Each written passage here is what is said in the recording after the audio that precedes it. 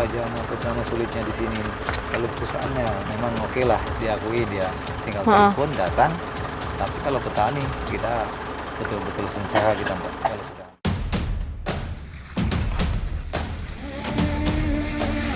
Berarti rugi dong Pak kalau misalkan nggak bisa lewat. Kalau masalah rugi selalu rugi, mobil rusak segala rusak.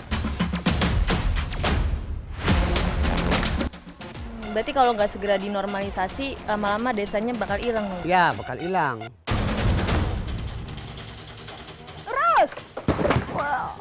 Bencana abrasi yang terus-menerus melanda desa ini nyatanya tidak membuat warga berpangku tangan.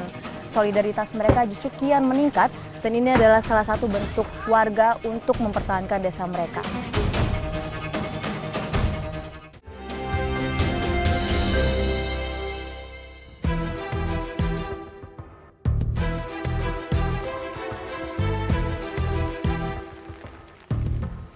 Kami tiba di Kabupaten Pasir, kabupaten termuda di Provinsi Kalimantan Timur. Kabupaten dengan luas 11.000 km persegi ini terbagi dua wilayah. Bagian timur yang merupakan dataran rendah, sedangkan di bagian barat merupakan dataran tinggi dari deretan gunung di Kalimantan. Tujuan kami kali ini adalah Desa Segendang di Kecamatan Batu Engau. Jalan yang akan kami lalui kabarnya cukup menantang, berupa jalan batu dan tanah. Ada 13 desa di Kecamatan Batu Engau. Jalan yang kami lalui saat ini adalah jalan utama untuk menuju berbagai desa di Batu Engau. Kami menumpang mobil bergardan ganda milik warga yang hendak ke salah satu desa. Seperti umumnya daerah terpencil di seluruh pelosok Indonesia, di sini tidak ada angkutan umum untuk menuju desa. Biasanya warga menumpang seperti kami saat ini atau mencarter kendaraan milik warga di kota. Jalan tanah membutuhkan keterampilan membawa mobil seperti ini. Hujan gerimis makin memperburuk kondisi jalan menjadi liat dan susah dilewati.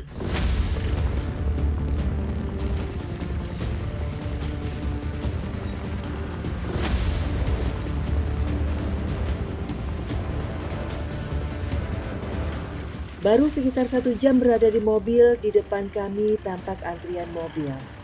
Macet Pak. Sepertinya jalan diblokir oleh warga. Pemblokiran baru saja dilakukan. Warga rupanya jengah dengan hilir mudik sejumlah truk perusahaan yang mengakibatkan jalanan hancur. Bagi warga, semestinya perusahaan turut bertanggung jawab untuk memperbaiki jalan warga. Namun kenyataannya, tak ada perusahaan yang peduli. Banyaknya truk yang melintas membuat lubang tanah semakin menganga. Akibatnya menyusahkan banyak pihak, terutama bagi mereka yang tidak mempunyai mobil gardan ganda. Mobil-mobil biasa dipastikan tak akan lolos dari kubangan tanah bekas truk perusahaan. Sebenarnya masalah ini sudah sampai ke telinga pemerintah kabupaten. Kabarnya mereka membicarakan tentang kewajiban memperbaiki jalan.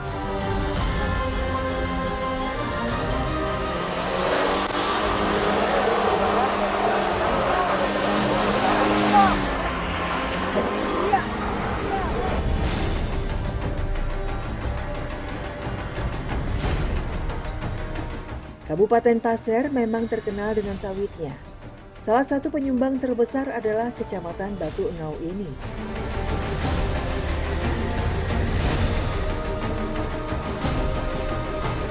Ada lebih dari 10 perusahaan yang ada di sepanjang jalan utama tempat kami berada sekarang. Perusahaan ini menumpang di dalam lahan desa. Namun dari sekian banyaknya perusahaan, hanya beberapa saja yang sadar dan melakukan bina lingkungan. Itu juga sekedar menyebar batu, tentunya tidak cukup memadai bagi warga.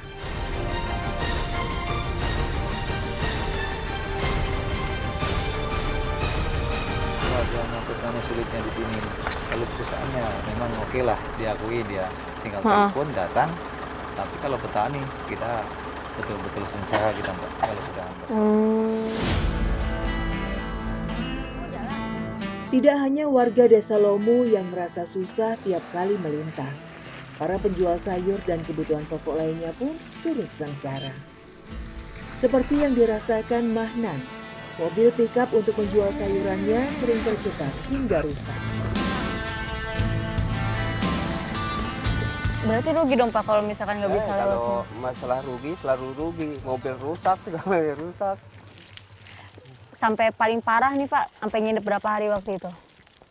Ya semalam lah, sampai misalnya sekarang besok siang baru sore, kadang-kadang itu sehari semalam lah. Sering tuh Pak kayak gitu? Iya. Setelah berbincang cukup lama, kami pun diperbolehkan lewat. Setelah mendengar titipan aspirasi warga Desa Lomu, saatnya kami menuju ke desa selanjutnya. Saya bisa paham dengan apa yang warga rasakan. Betapa warga sangat kecewa dengan keadaan jalan mereka. Ini merupakan salah satu titik paling parah. Mobil biasa jarang bisa melewati tantangannya. Lubang yang dalam dengan tanah liat di dasarnya membuat ban sulit dikendalikan. Setengah perjalanan mobil kami masih aman. Namun di tengah perjalanan, lagi-lagi kami harus tertahan.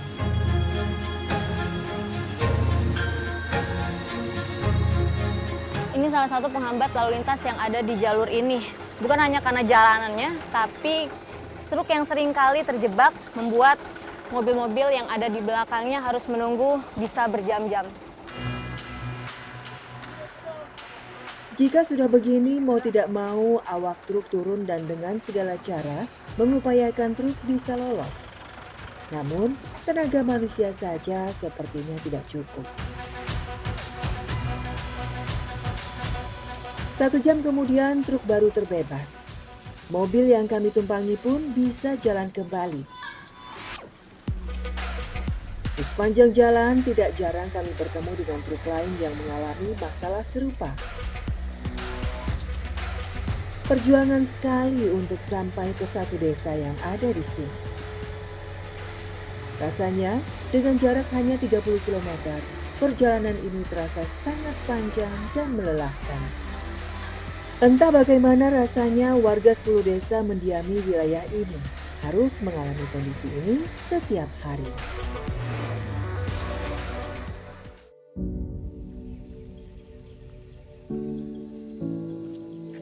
Desa Segendang merupakan salah satu contoh dari belasan desa yang ada di Kecamatan Batu Engau.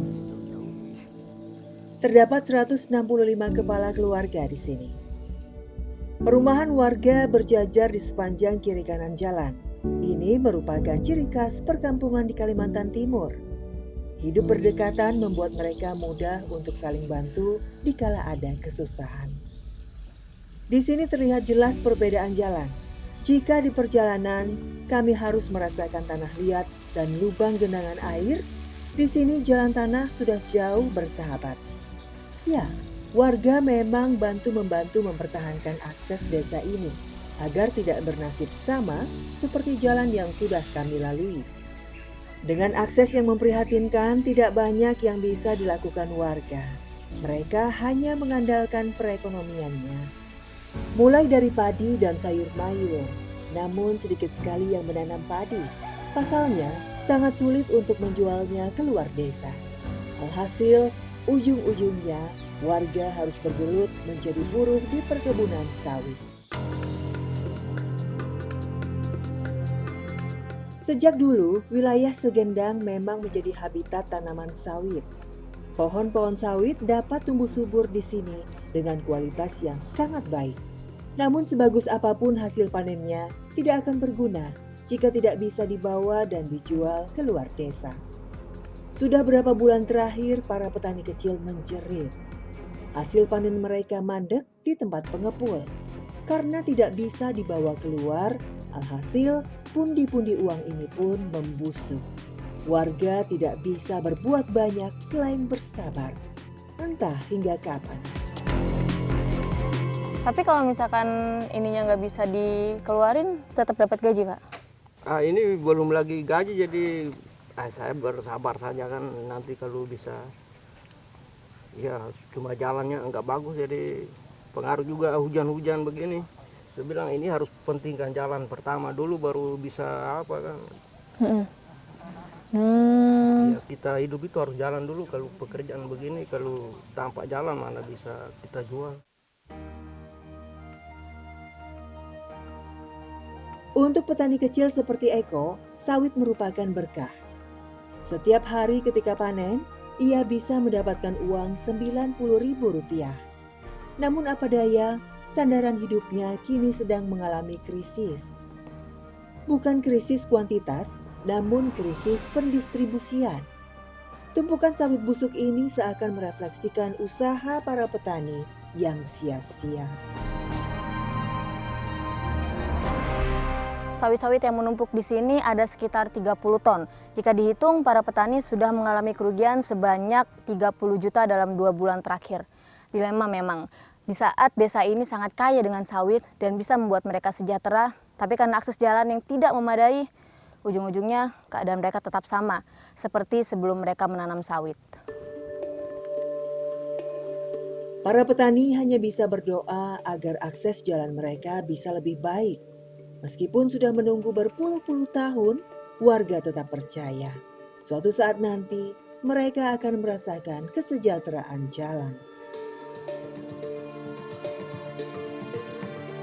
Sejatinya jalur menuju 13 desa di Kecamatan Batu Engau didominasi oleh jalan provinsi. Mestinya ada anggaran tersendiri untuk mengurus sebuah jalan provinsi. Tidak ada kata tidak bisa jika swasta dan pemerintah bersatu padu. Bukan hanya menikmati kekayaan alam wilayah ini, tetapi juga ada semangat peduli untuk negeri.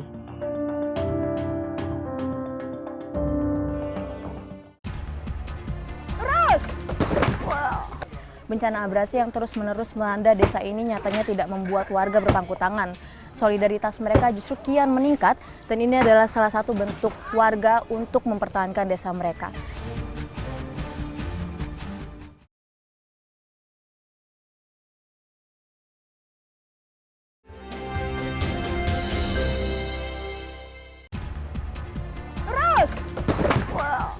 Bencana abrasi yang terus-menerus melanda desa ini nyatanya tidak membuat warga berpangku tangan. Solidaritas mereka justru kian meningkat dan ini adalah salah satu bentuk warga untuk mempertahankan desa mereka.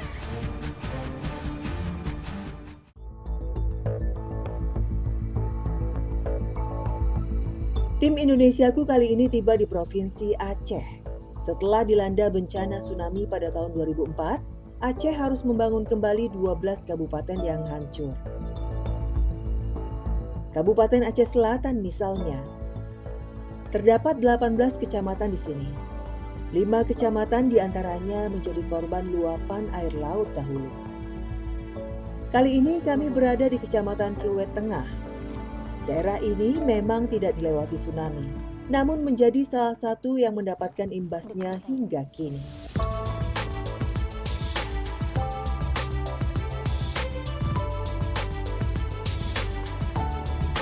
Tim Indonesiaku kali ini berada di Kecamatan Kluwet Tengah, Kabupaten Aceh Selatan. Dari sini kami harus melanjutkan perjalanan lagi menuju ke salah satu desa, yaitu desa paling ujung sebelah timur yang ada di Kecamatan Kluwet Tengah ini. Dan katanya desa ini terancam hilang karena semakin tergerus abrasi. Bagaimana kisahnya? Ikuti perjalanan kami. Siap, Bang? Yuk.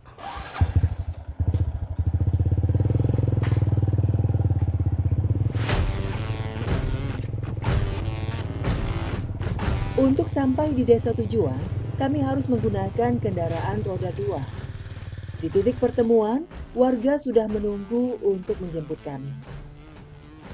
Jika dilihat dari peta, jarak dari kota Kecamatan Kluwet Tengah menuju desa Koto Indarung hanya 4,9 km. Jarak yang sangat dekat dengan estimasi waktu sampai hanya 14 menit. Jalan di sekitar kota kecamatan sudah berupa aspal. Namun memasuki wilayah pinggiran desa, medan jalan berganti tanah dan kerikil. Tidak lama kemudian jembatan gantung menyambut kami. Ya, desa yang kami tuju terpisah oleh Sungai Kluwet. Sungai ini cukup lebar. Jembatan ini benar-benar menjadi anugerah tersendiri bagi warga untuk keluar masuk desa. Tanpa jembatan sepanjang 50 meter ini, warga akan kesulitan menjual hasil bumi dan membeli barang keperluan di kota. Walaupun jembatan ini kelihatan kokoh, tapi sebenarnya udah banyak kayunya yang lapuk dan bolong-bolong. Banyak juga paku-pakunya yang udah pada keluar gitu. Ini cukup membahayakan untuk masyarakat yang lalu lalang setiap hari lewat sini. Aduh, ngeri banget.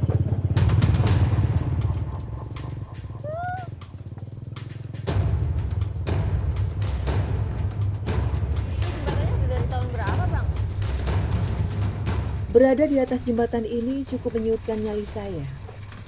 Walaupun sudah terbuat dari material campuran, yaitu kayu dan besi, tapi saya masih bisa merasakan jembatan bergerak dan bergoyang.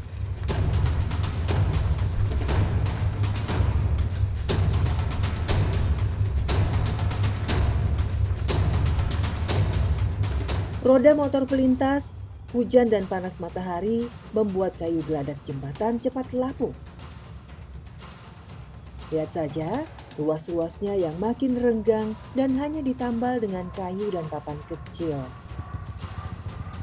Selepas jembatan, jalan semakin menyempit, tapi masih aman bagi kami untuk melintas. Di tengah jalan, kami bertemu dengan 2 orang pengendara lain. Wah, kenapa tuh Bang? Nggak tahu.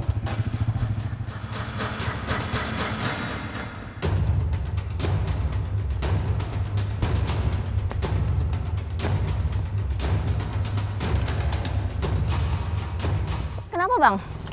Ada yang di atas tuh nggak bisa kami lewat. Oh, ngantri lewatnya. Ya. Tunggu yang dari atas dulu. Ya.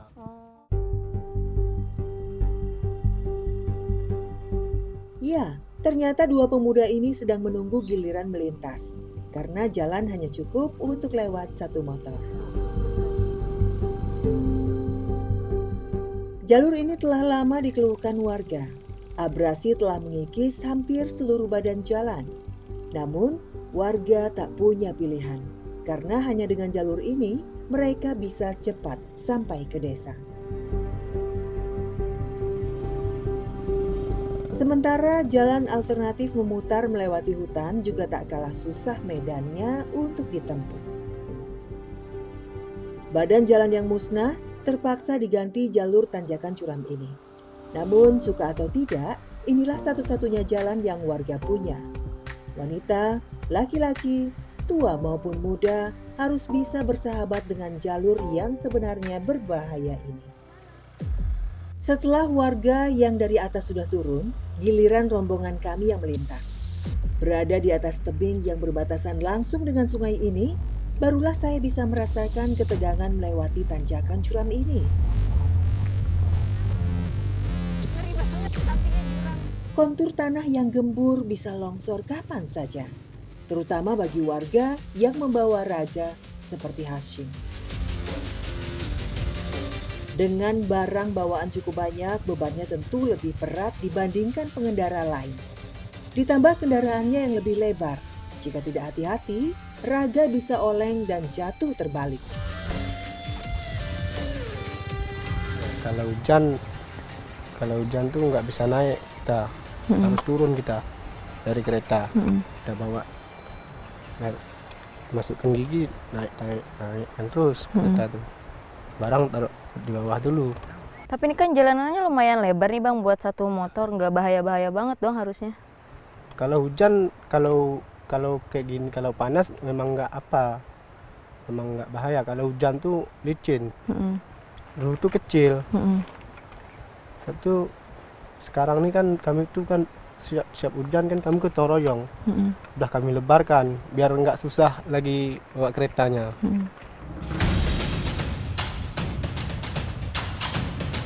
Menurut warga, jalur ini sudah lebih baik karena baru saja dibenahi dengan cara diperlebar jalurnya. Sebelumnya, keadaannya jauh lebih sempit.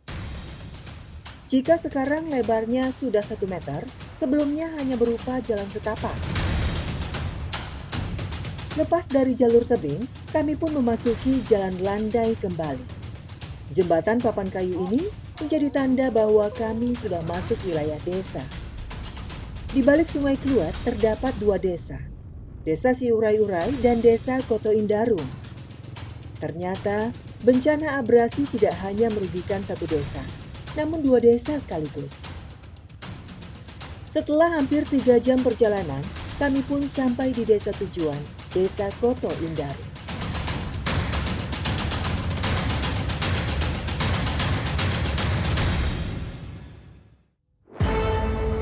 Abrasi yang terus-menerus melanda desa Indarung kian membuat warga was-was. Tanah mereka yang dahulu sangat luas, sedikit demi sedikit hilang terkikis.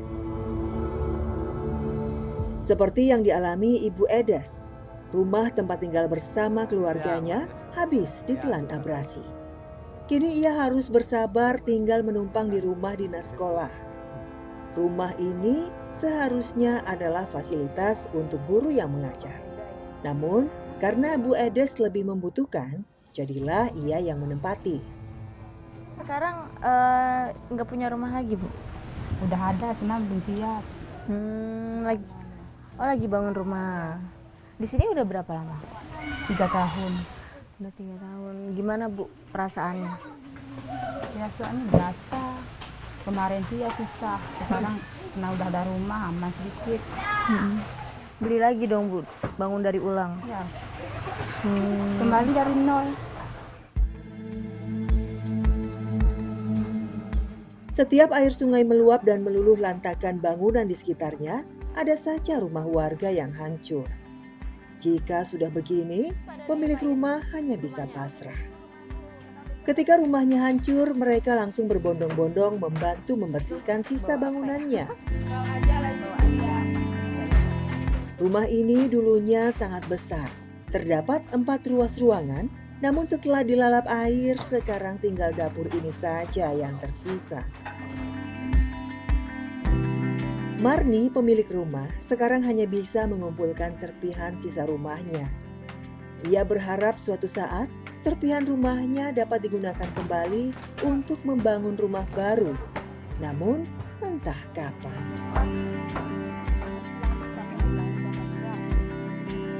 Dulu kejadiannya kayak gimana, Bu? Kejadian dulu kan waktu sore, ada sekitar jam 3. Siap itu air tuh besar. Aku nggak tahan lagi, aku suruhlah ada anakku satu tuh naik ke atas, bongkarnya lah tuh apa tuh atapnya tuh kan. Siap itu sampailah malam bongkar, nggak berhenti. Siap itu lampu padam, bongkar terus pakai senter aja lah. Dapat terus. Wow. Kejadian yang begitu cepat seakan tidak membolehkan Marni meratap. Sudah tidak terhitung banyaknya kerugian. Air matanya seakan mengering seiring rumahnya yang hampir rata dengan tanah. Namun, tolong-menolong dan kebersamaan warga bisa jadi membuat semangat Marni kembali bangkit. Bencana abrasi yang terus-menerus melanda desa ini nyatanya tidak membuat warga berpangku tangan. Solidaritas mereka justru kian meningkat dan ini adalah salah satu bentuk warga untuk mempertahankan desa mereka. Kehadiran pemerintah untuk memberikan solusi yang nyata tentunya masih dinantikan warga.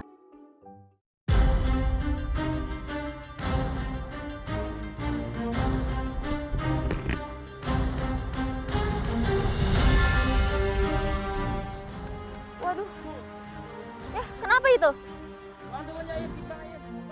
Wah.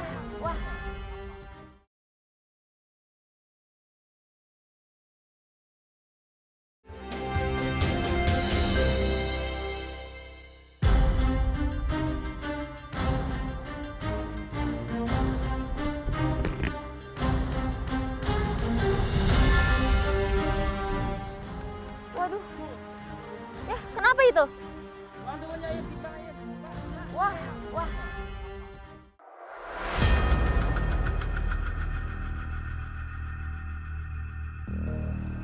Tidak hanya rumah yang menjadi korban, sawah, ladang dan kebun warga pun habis ditelan air yang meluap. Seperti yang dialami Zainal. Zainal cukup beruntung karena rumahnya masih utuh, tidak terkena terjangan abrasi. Namun sawah dan ladang tempat ia bekerja habis, tidak tersisa. Sejak sawahnya hilang, mau tidak mau Pak Zainal pindah dan membuka lahan baru.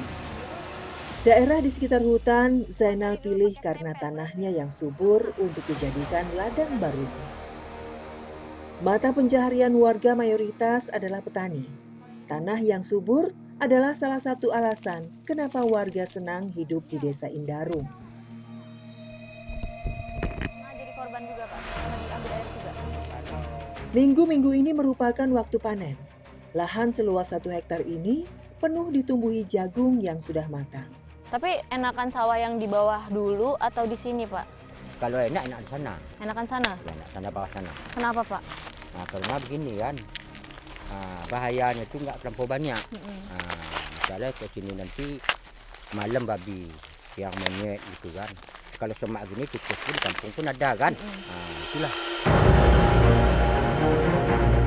Ya, ladang baru, masalah baru. Sudah tidak terhitung berapa rupiah harus Pak Zainal ikhlaskan pasca sawahnya yang hilang. Selesai panen, biasanya jagung dijemur terlebih dahulu. Namun kali ini, Pak Zainal akan menjualnya langsung kepada tengkulak yang sudah memesannya.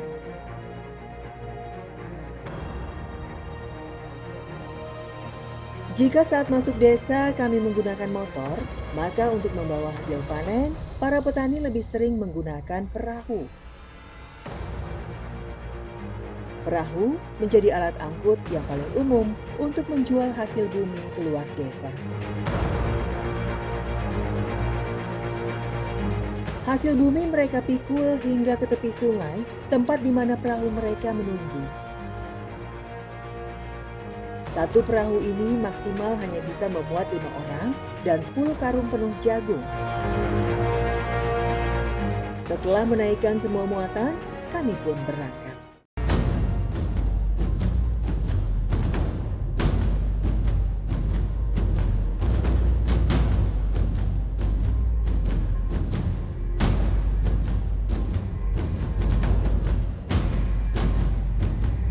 Membayangkan bahwa sungai yang kami lalui saat ini dulunya adalah daratan, membuat miris hati saya. Dahulu, para petani dan warga lainnya tidak perlu repot-repot menyewa perahu motor untuk keluar masuk desa. Kendaraan roda 4 dahulu masih bisa masuk ke dalam desa, tapi itu dulu. Stempel atau perahu kecil ini merupakan transportasi alternatif bagi para petani untuk menjual hasil panennya keluar desa. Memang kalau barang bawaannya sedikit, warga bisa menggunakan jalur darat dengan sepeda motor. Tapi kalau hasil panennya banyak seperti ini, mau tidak mau warga harus mengeluarkan biaya yang lebih untuk menyewa stempel ini.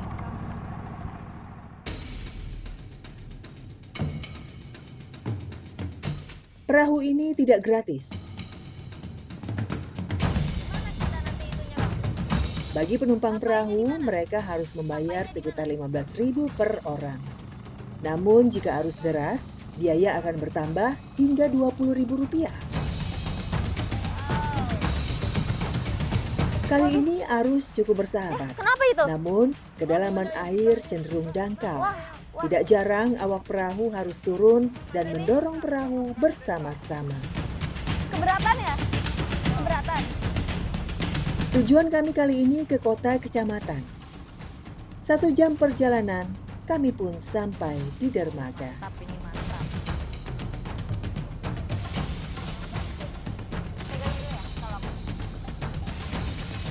Di pinggir dermaga sudah ada tengkulak atau agen jagung yang sudah menunggu.